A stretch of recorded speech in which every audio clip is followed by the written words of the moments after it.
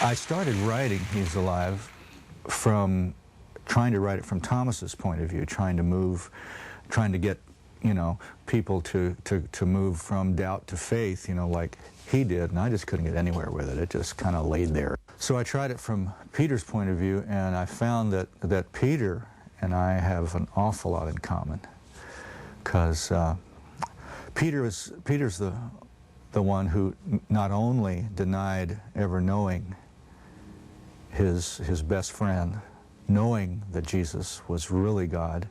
He not only denied ever knowing him those 3 times, but one of those times Jesus heard him and turned around and looked at him. And then after that, he had to watch him be led away and be crucified. And there's no way to say you're sorry. I mean, if you lived 1,000 years, you could never make it up. And so that was a kind of guilt that I could identify with. I thought the song was done when I wrote and played the line, and every fear I'd ever had just melted into peace, and I changed from a minor to a major chord. But then, you know, it just wasn't done, and then the ending just kind of happened without thought, really.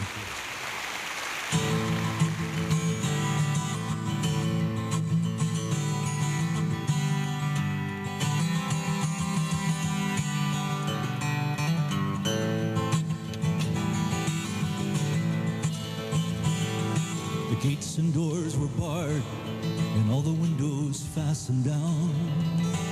I spent the night in sleeplessness, rose at every sound, half in hopeless sorrow, half in fear the day would find the soldiers breaking through to drag us all away.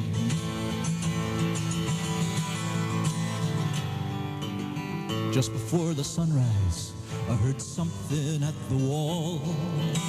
The gate began to rattle, a voice began to call. I hurried to the window and looked down into the street, expecting swords and torches and the sound of soldiers' feet.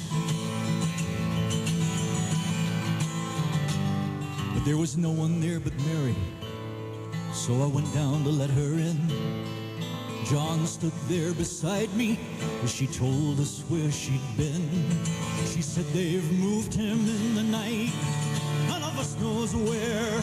The stone's been rolled away, now his body isn't there.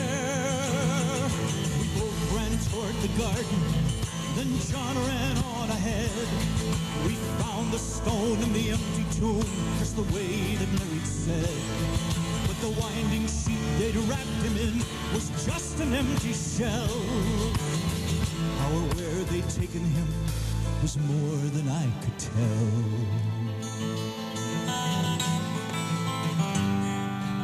Something strange had happened there, but just what, I didn't know. John believed a miracle, but I just turned to go. Circumstance and speculation couldn't lift me very high, 'cause I'd seen them crucify him, and I saw him die.